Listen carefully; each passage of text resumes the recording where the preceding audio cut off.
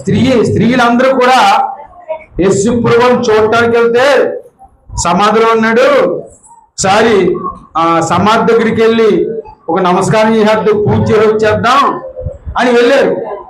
అయితే యేసు ప్రభువు సమాధిలో లేరు. ఎక్కడ లేరు? సమాధిలో లేరు. ఆయన ఏం చేశారు?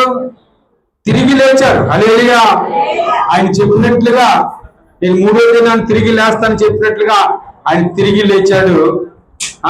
లేచిన తర్వాత అనేక మంది కనిపించారు. మొదటగా ఎవరు కనిపించారు? స్త్రీకి కనిపించారు. అలాగే స్త్రీలు కూడా యేసు ప్రభువుని లేచడం చూసి అనేక మందికి సువార్త ప్రకటించింది ఎవరో చెప్పండి. అనేక మందికి సువార్త ప్రకటించింది ఎవరో? స్త్రీయే. హల్లెలూయా. అంతేకాకుండా స్త్రీని దేవుడికి పోల్చాడు? సంఘానికి పోల్చాడు. హల్లెలూయా. స్త్రీని ఎవరు పోల్చాడు చెప్పండి? దేవుడు సంఘానికి పోల్చాడు. కాబట్టి స్త్రీకున్న ఘనత దేవుడు దేనికి ఇవ్వలేదు. హల్లెలూయా. హల్లెలూయా. స్త్రీకున్న ఘనత దేవుడు ఎవరికి ఇవ్వలేదు. కాబట్టి స్త్రీలారా చెప్పండి, ఏం చేయాలా? దేవుని మరవకండి. హల్లెలూయా. దేవుడు మిమ్మల్ని వాడుకున్నాడు. దేవుడి పరిచయాలు ఎక్కువ. అర్థమవుతున్న ఒక సంఘం వర్ధిల్లాలన్నా, సంఘం అభివృద్ధి పొందాలన్నా, సంఘం పాడైపోవాలన్నా స్త్రీయే. హల్లెలూయా. ఓ ఇల్లు కట్టాలన్నా, ఓ ఇల్లు కోరద్రోయాలన్నా, పాడైపోవాలన్నా ఎవరి స్థానం ఉంటది చెప్పండి? స్త్రీ స్థానమే. హల్లెలూయా. స్త్రీకే అంత గొప్ప ఘనత ఉంటుంది. ఎందుకు? ఒక గృహము, ఒక కుటుంబం కట్టబడాలంటే స్త్రీయే.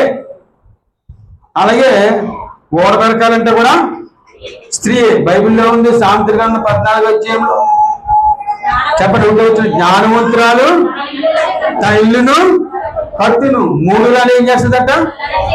తన చేతులతో తన ఇల్లుని ఏం చేస్తుందట? ఓడబెట్టుకుంటుందట. అమ్మా మాట ఆలకించు మాటలు. హల్లెలూయా. హల్లెలూయా. హల్లెలూయా. మీ అబ్బాయితో ఆడుగానే వాక్యం. హల్లెలూయా. ప్రియమైన స్త్రీ ఏదైనా చేయగలదు. ఒక ఇల్లు కట్టగలదు, ఒక ఇల్లు పరగొట్టగలదు. వాక్యంలో ఉంది కదా. కాబట్టి స్త్రీలందరూ కూడా ప్రత్యేకమైన వందనాలు. హల్లెలూయా. ఎంత ఘనత ఇచ్చాడు. ఒక కుటుంబం లోకం బాగుపడాలన్న స్త్రీయే. కాబట్టి ఈ ప్రపంచం అంతా కూడా దినము ఈ స్త్రీ మహోత్సవాన్ని జరిగించుకుంటున్నారు. Women's day. అందుబడి దేవుణ్ణి స్తుతిస్తున్నాను.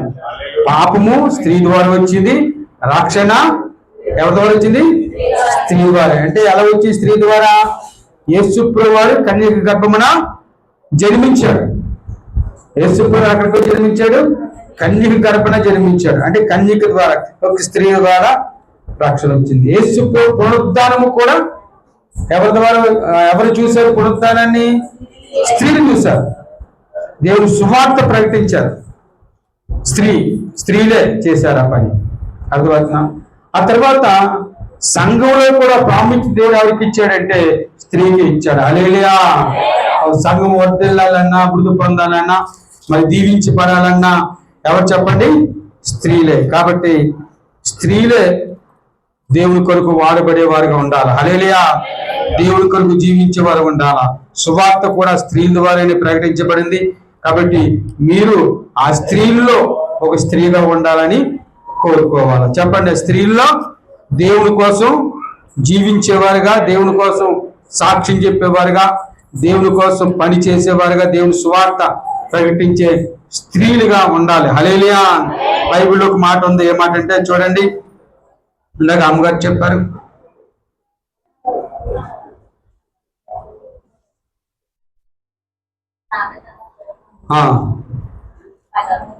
చూడండి, కీర్తన 68వ అధ్యాయము 68వ కీర్తన 11వ వచనం.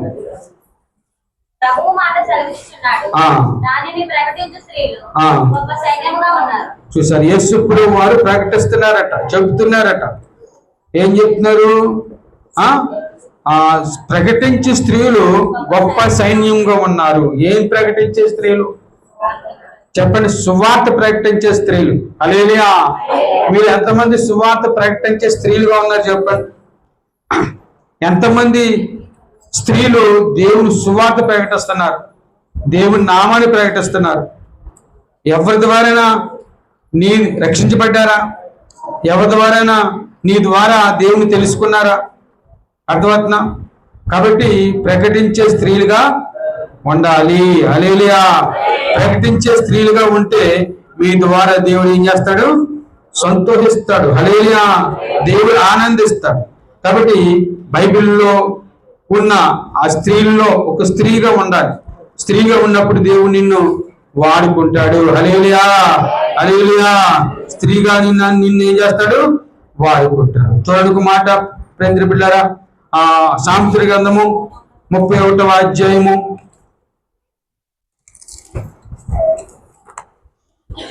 31వ అధ్యాయము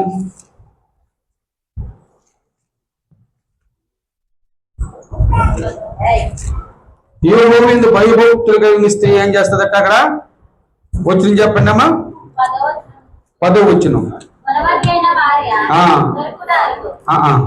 నేను చెప్పింది వేరు, నువ్వు చదివింది వేరు.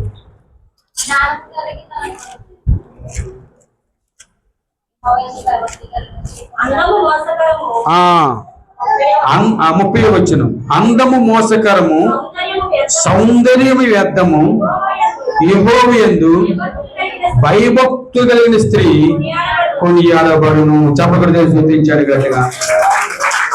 అందము మోసకరము, సౌందర్యము వ్యర్థము. అర్థమవుతుంది. ఇప్పుడు ఆడవాళ్ళు మగవాళ్ళు రెడీ అవ్వాలంటే ఒక 10 నిమిషాలు సరిపోతాయి, అంతే కదా? ఆడవాళ్ళు రెడీ అవ్వాలంటే ఇంచుమించు ఒక గంట, కొంతమంది ఒక అరగంటలో రెడీ అయిపోతారు లేండి, ఒక గంట. ఇప్పుడు ఏంటంటే లిప్స్టిక్, వస్తువులు, చీర అన్ని కట్టుకోవడానికి ఒక గంట. పురుషుడైతే 10 నిమిషాలు ప్యాంట్ షర్ట్ వేసుకొని దూసుకొని వెళ్ళిపోతారు. అందుకే దేవుడు స్త్రీల కోసం చెప్తున్నాడు, అందాన్ని ఎక్కువగా ప్రేమిస్తారు స్త్రీలు. అది అందంగా ఉండకూడదని తప్పట్లేదు, కానీ అందంగా ఉండడం మంచిదే. కానీ ఏం చేస్తారంటే స్త్రీలు అందాన్ని ఎక్కువగా ప్రేమిస్తారు. హల్లెలూయా. అందంగా ఉండటానికి ప్రయత్నం చేస్తారు, మంచిదే. కాబట్టి అందం అనేది మోసకరం, ఇది శాశ్వతం ఉండేది కాదు. అందము శాశ్వతంగా ఉండేది కాదు. ఎవరైనా అందంగా ఉన్నవాళ్ళు చూడండి, మీరు శాశ్వతంగా అందంగా ఉండిపోతారా? చెప్పండి. అందుకే అందము మోసకరము, సౌందర్యం వ్యర్థం అన్నాడు దేవుడు, పుట్టినా అనలేదు. హల్లెలూయా. ఒక ఆవిడ నాకు తెలుసు, ప్రేమికులు చాలా అందంగా ఉండేది. కొంతకాలం అయిన తర్వాత ఎలా ఉందంటే ఇక మూత, ఈ ఒళ్ళు, శరీరం అంతా, ముఖం అంతా లాగేసింది. చాలా అందంగా ఉండేది.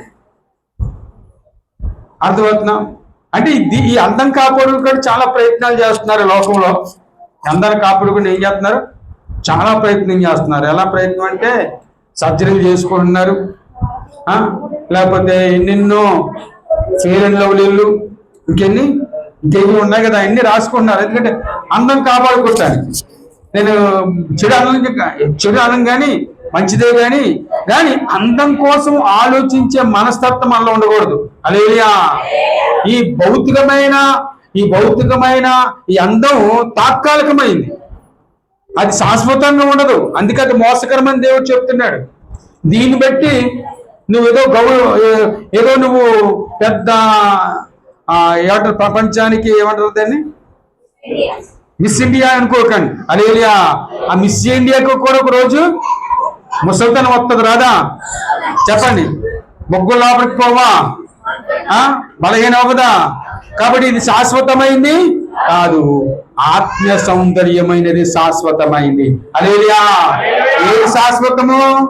ఆత్మీయ సౌందర్యము, ఆత్మీయ అందం కావాలి మనకి. మన అందాన్ని దేవుడు ఈ అందం కాకుండా నీ ఉదయమైన అందం కలిగి ఉండాలి. హల్లెలూయా. అందుకే అక్కడ ఏమన్నాడు? యెహోవా భయభక్తులు కలిగిన స్త్రీ కొనియాడబడును. అంటే ఎవరైతే దేవుని పట్ల భయభక్తులు ఉంటారో వారు ఏం చేయబడతారట? కొనియాడబడతారట, అంటే పొగడబడతారట. ఒక నీ అందాన్ని బట్టి పొగిడే అనుకోండి, వాళ్ళు దురుద్దేశంతో పోవచ్చు. నీకున్న బలాన్ని బట్టి పొగిడే అనుకోండి, దురుద్దేశంతో పోవచ్చు. కానీ హృదయాన్ని ఎప్పుడు పొగుడతారు? గుణాన్ని ఎప్పుడు పొగుడతారు? చెప్పండి. ఎప్పుడైతే నీవు మంచి నడవడి కలిగి, మంచి జీవితం కలిగి, దేవుని పట్ల భయభక్తులు కలిగి, ఒక మంచి ప్రవర్తన కలిగి నువ్వు ఉంటావో, అప్పుడు దేవుడు నిన్ను కొనియాడతాడు మనుషులు. హల్లెలూయా, హల్లెలూయా. కాబట్టి ప్రియమైన బిడ్డలారా, మనుషులు మరి పొగడబడే విధంగా మనము ఉండకూడదు. మనుషులు పొగడబడే విధంగా ఉండకూడదు. ఎవరు పోడాలి మనల్ని చెప్పండి? ఎవరు పోడాలా? దేవుడు పోడాలా, దేవుడు కొనియాడాలా. అర్థమవుతుందా? మనుషులు కొనియాడే అనుకోండి, తాత్కాలికమైంది. నీకున్న అందం ఉన్నంతసేపు పొగుడతారు. నీ అందం అంతా కాస్త పోతే నిన్ను పొగిడేవారు ఎవరు? కానీ దేవుడు పొగడాలి నిన్ను. హల్లెలూయా. దేవుడు నిన్ను కొనియాడాలా, నీకు ఘనత రావాలా. అర్థమవుతుందా? నిన్ను హెచ్చించాలా. బైబిల్ గ్రంథంలో చాలా మంది ఆ విధంగా ఘనత తెచ్చిన వారు ఉన్నారు. రాజుల గ్రంథంలో ఒక స్త్రీ ఉంది, గనురాలైన స్త్రీ. ఏ స్త్రీ చెప్పండి? ఆవిడ పేరు రాయలేదు. ఆవిడ పేరు అమ్మా జాగ్రత్త ఆలోచించాను. హల్లెలూయా. ఆవిడ పేరు రాయలేదు, కానీ ఆ ఊరిలో ఒక గనురాలుగా ఎంచబడ్డది. గనురాలంటే ఎవరికి అర్థం చెప్పండి? ఆ గనురాలు తిట్టిపోతనుకోండి, తిండిపోతనుకోండి, లేక తిట్టిపోతనుకోండి, ఒక గర్విష్టి అనుకోండి, ఓ మోసగత్తి అనుకోండి, ఒక విచారించే స్త్రీ అనుకోండి, ఓ పాపం చేసే స్త్రీ అనుకోండి, గనురాలు అంటారా? చాలా గొప్పదిరా అంటారు. ఎవరైనా అలాంటి వాళ్ళు ఉంటారు నాకు చెప్పండి. హల్లెలూయా. అలాంటి వాళ్ళు ఎవరు ఉన్నారా? ఒక గయ్యాల గంపని తీసుకొచ్చి, లేకపోతే ఒక చెడు కార్యాలు చేసే స్త్రీని తీసుకొచ్చి, ఓ పాపం చేసే స్త్రీని తీసుకొచ్చి, ఓ మోసం చేసే స్త్రీని తీసుకొచ్చి, ఆమె చాలా గొప్పరాలు, గొప్ప కొనియాడబడిన స్త్రీ అని చెప్పగలవా? హల్లెలూయా.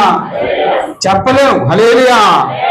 ఒక చిడిపోయిన స్త్రీ, ఒక సాక్ష్యం లేని స్త్రీ, ఆ గ్రామంలో కానీ ఆ ఊరిలో కానీ ఒక మంచి జీవితాన్ని జీవించలేని స్త్రీని తీసుకొచ్చి గనురాలు అని అనలేం.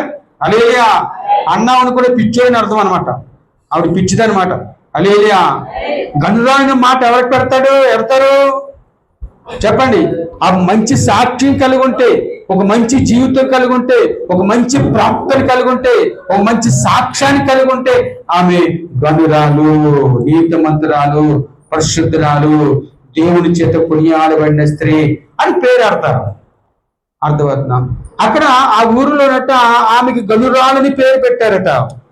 ఆ గనురాలని స్త్రీ ఒక మంచి స్వభావం కలిగిన స్త్రీ. భర్త దగ్గర సాక్ష్యం ఉంది, లోకంలోని సాక్ష్యం ఉంది.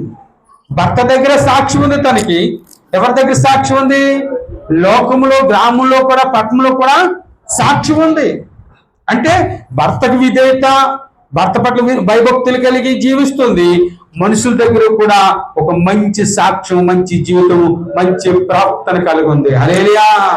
అందుకే ఈ స్త్రీ అంటది తన భర్త దగ్గరికి వెళ్ళి, అయ్యా మన ఇంటికి ఒక మంచి దాసుడు, భక్తిగల దాసుడు, భక్తిగల పాస్టర్ వస్తున్నారు. మన పట్టణానికి వస్తున్నప్పుడు మరి ఆయనకి సరైన వసతి లేదు, సరైన ఉండటానికి అవకాశం లేదు. ఆయన వచ్చేసి ప్రార్థన చేసి వాక్యం చెప్పి వెళ్ళిపోతున్నారు. కాబట్టి ఆయన ఉండటానికి ఒక స్థానం ఏర్పాటు చేద్దాం అని తన భర్తతో వెళ్ళి అడిగిందట. ఏం చెప్పండి? భర్తతో అడిగింది. ఆ భర్త ఏమన్నాడు? మూకిరాలా, నువ్వు చెప్పిన ఎండబెట్టి మంచిదాని కాదు, ఎవరినో తీసి తెచ్చుకొని పెట్టుకుంటావా అని అనాలా. ఎందుకు? భార్య చెడ్డదైతే, హల్లెలూయా, మంచి స్వభావం కలిగిన స్త్రీ కాకపోతే, మంచి సాక్ష్యం, భర్త దగ్గర మంచి సాక్ష్యం కలిగిన స్త్రీ కాకపోతే భర్త అనాలా. ఎవరినో పెట్టుకుంటామంటే ఏంటి, ఆయన మళ్ళీ ఈ ఇంట్లో ఆశ్రమిస్తానంటే ఏంటి, ఇంట్లో ఉండమని చెప్తే ఏంటి, మూర్ఖురాలా, దుర్మార్గులారా అని తిట్టాలా. అవును కదా, తిట్టాలా. హల్లెలూయా. చెప్పండి హల్లెలూయా. తిట్టాలా. కానీ అలాగ అనలేదట. నీ ఇష్టమే నా ఇష్టం అన్నాడట. హల్లెలూయా. చెప్పండి. నీ ఇష్టమే నా ఇష్టం, నీవేమంటే చేయి అన్నాడట తన భర్త. అంటే అంత నమ్మకం భార్య పట్ల ఉంది. హల్లెలూయా. ఒకవేళ భర్తకు తెలియకుండా తన్నే నిర్ణయం చేస్తున్నాడు అనుకోండి, తనే నిర్ణయం చేసేసుకుంది అనుకోండి, అక్కడ ఏమవుతుంది? గొడవ అవుతుంది. భర్తకు లోబడే స్త్రీ కాబట్టి భర్త పర్మిషన్ అడిగింది. హల్లెలూయా. కొంతమంది అడగదు, భర్త ఏమనుకుంటా అనుకోని నా పెత్తనమే చెల్లాలా, నేనే ముందుండాలా, నేను ఏది మాట్లాడితే అదే వేదం అయిపోవాలా, ఏది చెప్తే జరిగిపోవాలని భర్త మీద హెచ్చించుకునేవారు చాలా మంది ఉంటారు. భర్త ఎలాంటి వాడైనా భర్తకు లోబడండి. హల్లెలూయా. తాగుబోతాడైనా తిరిగిపోతాడైనా ఎలాంటి వాడైనా భర్తకు లోబడాలని బైబిల్ చెప్తుంది. అర్థమవుతుందా? భర్తకు అణిగిమణిగి ఉండాలి, అప్పుడే దేవుడికి విధేయత చూపించినట్టు. అందుకే సంఘానికి పోల్చాడు యేసుప్రభువు వారు. భర్తని దేనికి పోల్చాడు? సంఘానికి పోల్చాడు. నువ్వు దేవుడికి లోబడినట్లుగా సంఘానికి, నువ్వు దేవుడికి లోబడినట్లుగా నీ భర్తకి లోబడు అని. నీ భర్తకు లోబడకపోతే నువ్వు దేవుడికి లోబడేదానివి కాదు. నీ భర్త మాట వినకపోతే నువ్వు దేవుడి మాట ఎలా వినగలవు? భర్తకు విధేయత చూపించకపోతే దేవుడికి ఎలా విధేయత చూపించగలవు? అది ఎఫెసీ పత్రికలో 5వ అధ్యాయంలో అంటాడు కదా, స్త్రీలారా ప్రభువులకు వలె నీ సొంత పురుషులకు అంటే ఎవరి వలె చెప్పండి. నీ భర్తకు లోబడిన దేవుడికి లోబడినట్లుగా, దేవుడికి లోబడుతున్నా కదా, ఆ విధంగా నీ భర్తకు కూడా లోబడి అర్థం. హల్లెలూయా. అంటే నువ్వు దేవుడికి లోబడతాను అయితే ఎవరికి లోబడతావు? నీ భర్తకు లోబడతావు, అణిగి మణిగి ఉంటావు, నీ భర్త చెప్పులకే వింటావు. చాలా మంది ప్రేమ బిడ్డలు అలా ఉండట్లేదు. అర్థమవుతుందా? అలా ఉండట్లేదు. అందుకే కుటుంబాలు, సంసారాలు చీలిపోతున్నాయి. సంసారాల్లో గొడవలు, భార్య భర్తలు ఇద్దరికి మాటలు ఉండవు. మళ్ళీ ఇద్దరు కలిసి ఉంటారు కానీ ఏముండవు, మాటలు ఉండవు, మనసులో విభేదాలు. కాబట్టి అలా ఉండకూడదు. నీ భర్త ఎలాంటి వాడైనా దేవునికి లోబడినట్లుగా నీ భర్తకి లోబడాలి. హల్లెలూయా. స్త్రీలారా నీ భర్తలకు లోబడాలి, లోబడి వారికి అణిగి మణిగి ఉండాలి. మనం చీపు చేయకూడదు. ఏం చేయకూడదు? మనం చీపుగా చూడకూడదు భర్తల్ని. అర్థమవుతా? నీకు యజమానుడు, నీకు ఘనతనిచ్చేవాడు నీ భర్త ఉంటేనే నీకు ఘనత. అర్థమవుతున్నా? నేను ఉన్నా అనుకోండి, పాశ్రమ గారిని తీసుకెళ్ళినట్లుగా ఎక్కడికైనా ఎవరైనా తీసుకెళ్తానా? దాని లేదు. ఏం చెప్తున్నాం? హల్లెలూయా. హల్లెలూయా. ఇప్పుడు పాశ్రమ గారిని తీసుకెళ్ళినట్లుగా, పబ్లిక్ గా తిరిగినట్లుగా ఎవరైనా తీసుకెళ్ళగలనా నేను? చెప్పండి. తీసుకెళ్ళలేను. ఎందుకు చెప్పండి? భార్య నాకు ప్రేమ పంచ బైబిల్ ఏముంది అక్కడ? చెప్పండి. అక్కడ ఎఫెసీ పత్రిక 5వ అధ్యాయం ఉంది. స్త్రీలారా మీ భర్తకు లోబడండి, భార్యని ప్రేమించండి అన్నాడు. హల్లెలూయా. అంటే ఇద్దరిలో ఒక ఆనందం ఉంటుంది, సంతోషం ఉంటుంది. ఇంకొకరు ఎవరైనా తీసుకెళ్ళాలనుకోండి, ఎలా ఉంటుంది? ఇప్పుడు అక్కడ చూసిన వెంటనే వచ్చేస్తుంది మనసులో, ఇంక పాస్టర్ గారు ఏదో సెకండ్ వచ్చేసేది ఏదో ఉంది, ఇంక ఊరు వెళ్ళిపోతుంది. ఇంకా అక్కడ పాస్టర్ గారి సంగతి. హల్లెలూయా. ఇంకెక్కడ ఇంకా లోకస్తులు ఎవరైనా ఏదైనా చేస్తుంది వెళ్దామో కానీ పాస్టర్ గారు చేస్తే ఇంకా నిజమో అబద్ధమో అనవసరం, అది ఏదో అవసరం వెళ్ళిపోద్ది. ఊరు పలానా పాస్టర్ గారు. కాబట్టి భర్తకి విలువ భార్య, అలాగే భార్యకి విలువ భర్త. హల్లెలూయా. అర్థమవుతుందా? కాబట్టి ఇద్దరు ఏకమై ఉన్నప్పుడు, ఏకమంగా అన్నాడు సంఘానికి, ఏకంగా ఉండాలి. హల్లెలూయా. నువ్వు ఒక మార్గం అలా ఉండకూడదు. ఏకంగా ఏక నిర్ణయాలు, ఏక పద్ధతిలో ఉండాలి. నీ భర్త ఊ అంటే నువ్వు అనాలా, నీ భార్య ఊ అంటే నువ్వు అనాలా. ఒకవేళ ఇద్దరికి నచ్చలేదనుకో వద్దు. నీ భర్తకి నచ్చలేదు అనుకో నువ్వు మానే, నీ భార్యకి నచ్చలేదు నువ్వు మానే, తప్పేముంది? హల్లెలూయా. ఇద్దరికి ఇష్టమైతేనే ఏ పని చేయాలి, ఏ కార్యాన్ని చేయాలి, ఏదైనా ముందుకు వెళ్ళాలి. ఒక దగ్గర అప్పు తీసుకోవాలనుకోండి, భర్తకి ఇష్టం ఉంటుంది, భార్యకి ఇష్టం ఉండదు. ఆలోచించాలి, ఎందుకు ఇష్టం అవ్వట్లేదు నా భర్తకి? అవును కదా, అది నా భార్యకి ఎందుకు ఇష్టం అవ్వట్లేదు, ఇలాగే కదా అవుతుంది, అందుకే కదా ఇష్టం అవ్వట్లేదు అని ఆలోచించి నిర్ణయం చేసుకోవాలి తప్ప, నిర్ణయం తీసుకోవాలి తప్ప నువ్వు తీసుకుంటే నాకు తప్పే ఉంది ఎలా వ్యతిరేకత ఉండకూడదు. హల్లెలూయా. ఏక మనసు ఉండాలి. ఏ మనసు ఉండాలా? ఏక మనసు ఉండాలి. ఎక్కడైతే ఏక మనసు ఉంటుందో అక్కడ సమాధానం ఉంటుంది. హల్లెలూయా. ఎక్కడైతే ఏక మనసు ఉంటుందో అక్కడ సమాధానం ఉంటుంది, నెమ్మది ఉంటుంది. ఇద్దరు మనసులు కలుస్తాయి, ఇద్దరు మాటలు కలుస్తాయి, ఐక్యతగా ఉంటారు. ఆ ఐక్యతగా కుటుంబంలో సంతోషం, ఆనందమే ఆనందం. వచ్చే 10 రూపాయలైనా చక్కగా ఖర్చు పెట్టుకుంటారు. ఏ లోటుపాట్లైన ఇద్దరు కలిసి చక్కదిద్దుకుంటారు. ఏక మనసు కలిగి ఉన్నప్పుడు వారి చక్కగా వారి కుటుంబము, వారి దాంపత్య జీవితము ఆనందంగా ఉంటుంది. చెప్పబడితే కాబట్టి ఏదైనా కలిసి నిర్ణయం చేసుకోవాలి, కలిసి ఉండాలా. కాబట్టి ప్రేమ బిడ్డారా, ఈ గనురాలి స్త్రీ తన భర్త దగ్గరికి వెళ్ళి అడిగింది, ఫలానా వ్యక్తి వస్తున్నాడు, ఫలానా దైవజనుడు వస్తున్నాడు, కాబట్టి ఆ దైవజనుడికి ఒక చక్కని గృహం కడదాం మన ఇంటి పైన, ఎందుకంటే ఆయన వచ్చి వెళ్ళిపోతున్నాడు, ఎవరు పిలవట్లేదు, ఎవరు ఆహ్వానించట్లేదు, మంచి భక్తి గల దైవజనుడు అని తన భర్త దగ్గరికి వెళ్ళి సలహా అడిగి ఆ సలహా తీసుకొని తన ఇంటి పైన ఒక చక్కని మేడగది కట్టుకుందంట. హల్లెలూయా. అంటే గుణవత్తు గల భార్యకు ఉన్న గుణం అన్నమాట అండి. అంటే దైవజనుని గౌరవించే ఒక మంచి మనస్తత్వం కలిగిన బిడ్డ గనురాలి స్త్రీ. కాబట్టి అలాంటి స్త్రీలుగా ఉండాలి. అలాంటి స్త్రీలుగా మనం ఉంటే దేవుని చేత మనం ఏం చేయబడతాం చెప్పండి? కొనియాడబడతాం. మనుషుల చేత కూడా కొనియాడబడతాం. హల్లెలూయా. దేవుని చేత కొనియాడబడిన వాడు మనుషుల చేత కొనియాడబడిన చెప్పండి వ్యర్థమే. హల్లెలూయా.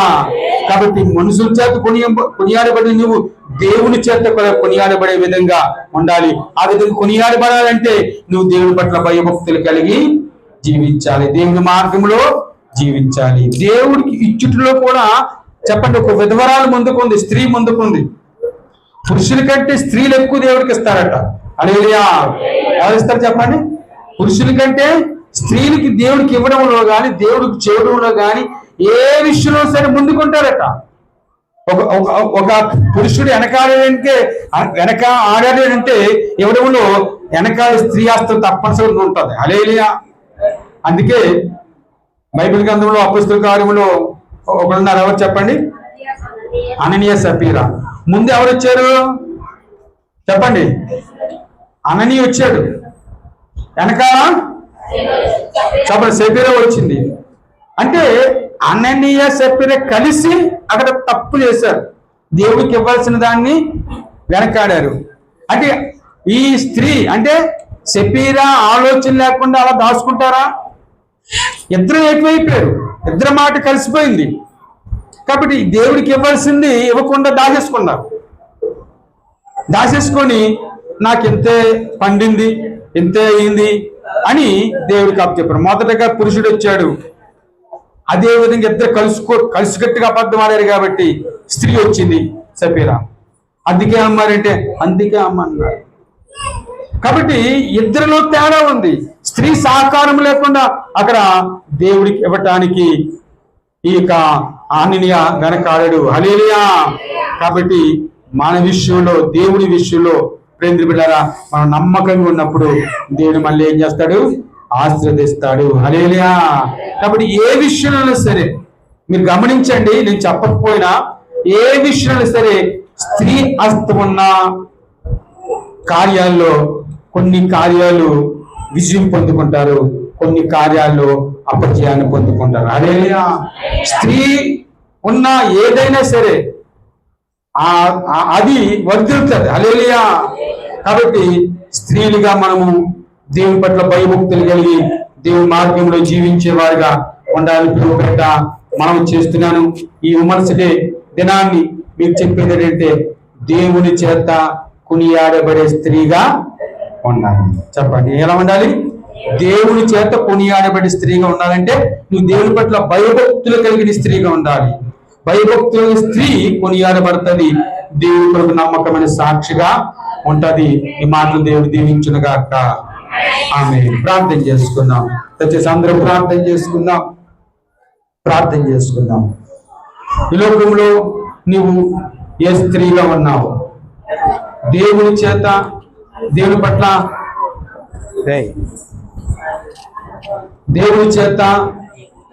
దేవుని పట్ల భయభక్తులు కలిగి ఉండడం వల్ల నీవు కొనియాడబడుతున్నావా?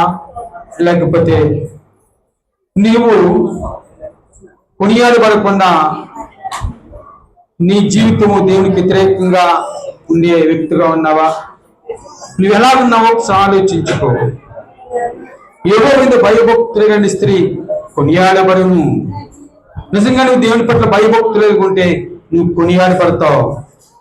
కాబట్టి మొదటిగా నువ్వు దేవుని పట్ల భయభక్తులుగా జీవించు. భయభక్తులుగా ఉంటే నువ్వు కొనియాడబడతావు, పొగడబడతావు. నీ కుటుంబంలో నీ భర్త పోవడాలంటే, నీ బిడ్డలు పోవడాలంటే, నీ గ్రామం పోవడాలంటే, ఒక మంచి సాక్ష్యం కలిగి ఉండాలంటే నువ్వు దేవుని పట్ల భయభక్తులు కలిగిన స్త్రీగా ఉండాలి.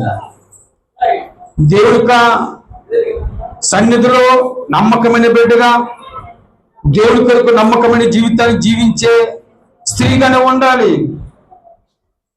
దేవుడు నిన్ను పొగడాలి, దేవుడి చేత నువ్వు కొనియాడబడాలి, దేవుడు నిన్ను గణపరచాలి, దేవుడు నిన్ను హెచ్చించాలి, దేవుడు నిన్ను ఆశీర్వదించాలి.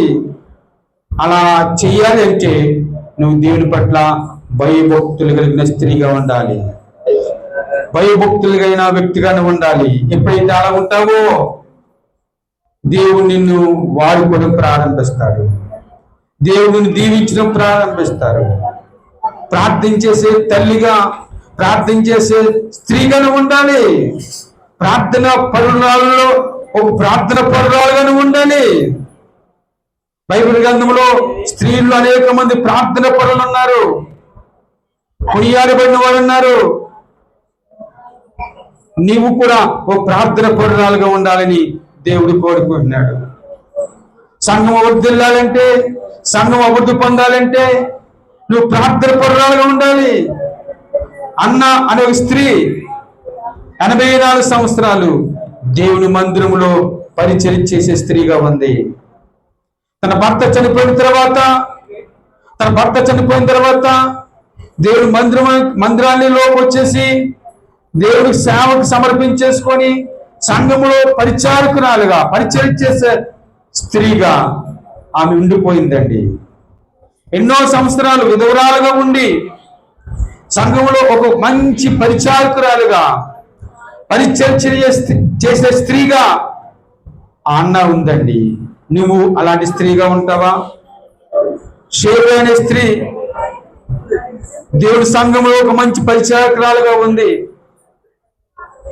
చాలా మంది స్త్రీలు వారి భక్తి జీవితంలో, విశ్వాస జీవితంలో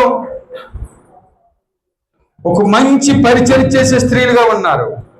ఓ వ్యక్తి పైకి రావాలంటే వెనకాల స్త్రీ హస్తం చాలా ప్రాముఖ్యమైంది. ఒక పురుషుడు అభివృద్ధి పొందాలంటే, దీవించబడాలంటే, వాడబడాలంటే వెనకాల స్త్రీ సహకారం చాలా అవసరం. స్త్రీ సహకారం లేకుండా ఒక పురుషుడు వర్ధిల్లేడు, అభివృద్ధి పొందలేడు. కాబట్టి స్త్రీగా నీ భర్తకి సహకారంగా ఉంటున్నావా? స్త్రీగా నీ గృహాన్ని కట్టుకుంటున్నావా? జ్ఞానవంతురాలు తన ఇల్లు కట్టును, 3 రాలు తన చేతులతో తన ఇల్లు ఓడబెరుకుకొను. జ్ఞానవంతురాలుగా ఉంటావా? 3 రాలుగా ఉంటావా?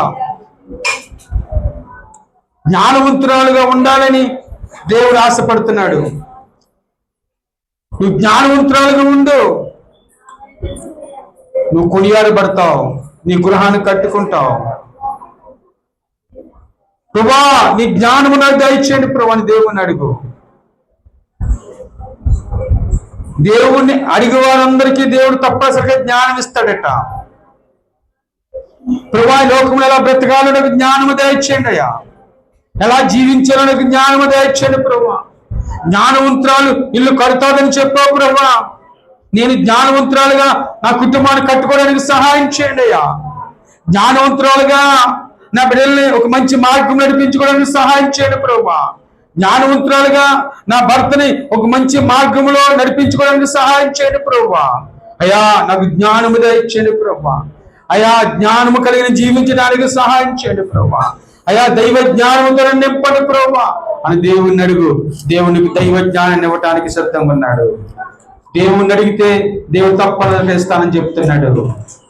ఆ జ్ఞానం కలిగి ఉంటావా? ప్రార్థన చేసుకుందాం. ప్రభా నన్ను దర్శించడానికి నీకు వందనాలు, నాతో మాట్లాడేందుకు వందనాలు చెల్లిస్తున్నాను ప్రభా. అయ్యా జ్ఞానవంతురాలుగా నేను ఉండటానికి సహాయం చేయడు ప్రభువా, జ్ఞానము కలిగి జీవించడానికి సహాయం చేయడు ప్రభు. దేవుని అడుగు, దేవునికి దైవ జ్ఞానం ఇవ్వబోతున్నాడు. ఇది నాకు దైవ జ్ఞానము కలిగి ఉండటానికి దేవుడు సహాయం చేయబోతున్నాడు. భర్తకు లోబడు, భార్యని ప్రేమించు, నీ కుటుంబము సమాధానంతో ఉంటుంది, శాంతితో ఉంటుంది. నువ్వు దేవుణ్ణి ప్రేమించిన రీతిగా నీ భార్యని ప్రేమించు. నీ భర్తకు దేవుడికి లోబడిన రీతిగా నీ భర్తకు లోబడు. దేవుడు నిన్ను ఆశీర్వదించడానికి సిద్ధపడుతున్నాడు. దయచేసి అందరూ లేచిన పడండి, ప్రార్థన చేసుకున్నాడు.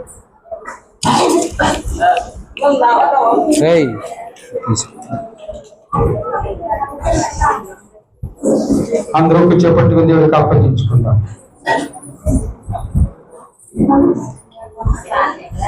ఒక చేపట్టుకుందాం.